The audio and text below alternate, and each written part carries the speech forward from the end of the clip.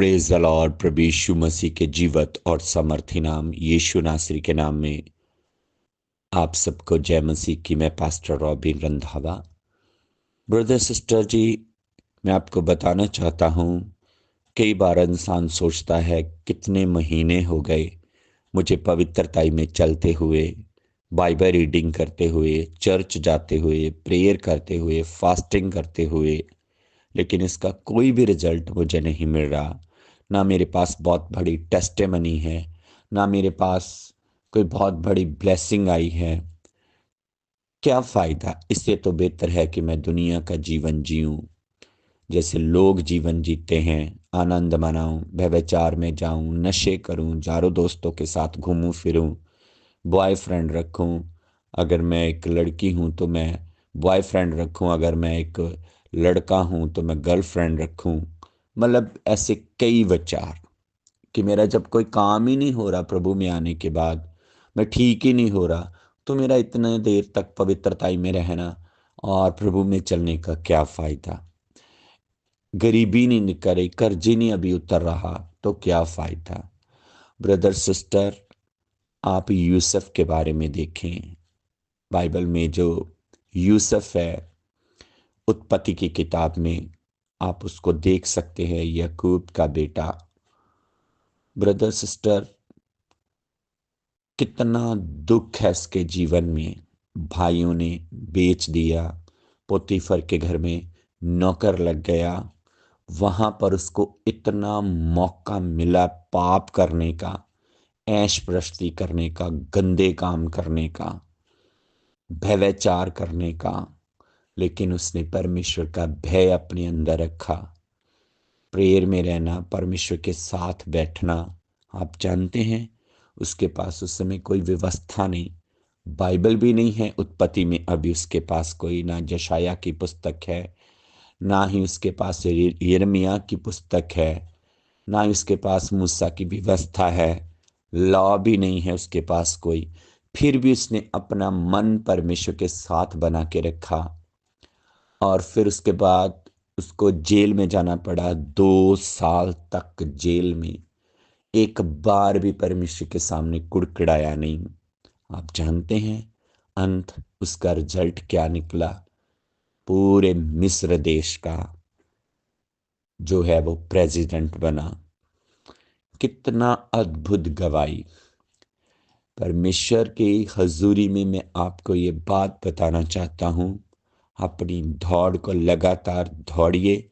जो दौड़ आपने शुरू की है, एक दिन आप अपनी मंजिल पे पहुंचोगे।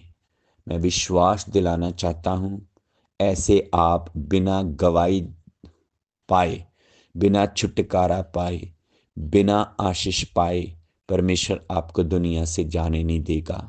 वो आपको आपकी दुआओं का फल देके दिखा के लेके जाएगा, क्योंकि उसका वायदा है कि मसीह में की हुई मेहनत व्यर्थ नहीं है। इसलिए निराश मत होइए, उदास मत होइए, रेगुलर करिए। हो सकता आज आपने सोचा हो, आज नहीं मैंने दुआ करनी, आज नहीं मैंने बाइबल रीडिंग करनी, आज नहीं मैंने चर्च जाना, क्या फ़ायदा होता है मुझे? ब्रदर सिस्टर जी, एक 18 साल की कुबड़ी औरत को देखो। वो हर एक सब्बत के दिन हैकल में जाती, मंदिर में प्रार्थना के लिए।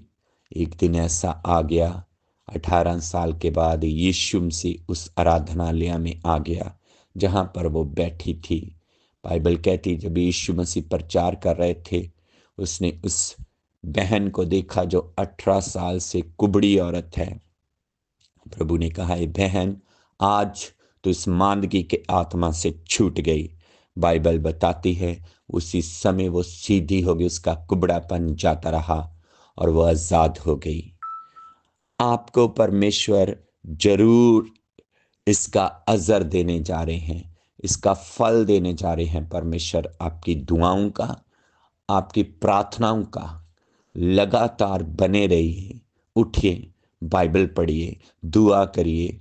हो सकता तो आज फास्टिंग में रहिए। प्रभु यीशु से आपको उत्तर डेफिनेटली देंगे। परमेश्वर सामर्थी है अब्राहम के जैसा विश्वास बना के रखें।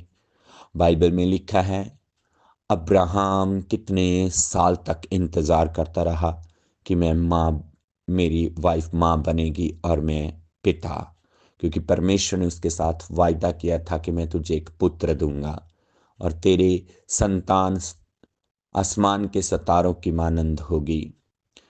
उसने देखा कि चाहे मैं बूढ़ा हो गया, मेरी देह मुर्दे के समान हो गई और सारा की कोख को सोका भी लग गया, सूख भी गई, तब भी वो विश्वास में ढीला ना पड़ा। और बाइबल बताती है कि उसने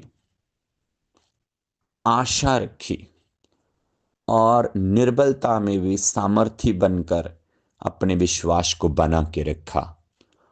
और एक दिन परमेश्वर ने उसको उत्तर दिया और 100 साल के बाद बाइबल कहती जब वो 100 साल का हो गया और सारा 90 साल की हो गई, परमेश्वर ने उनको इसहाक पुत्र से ब्लेस किया।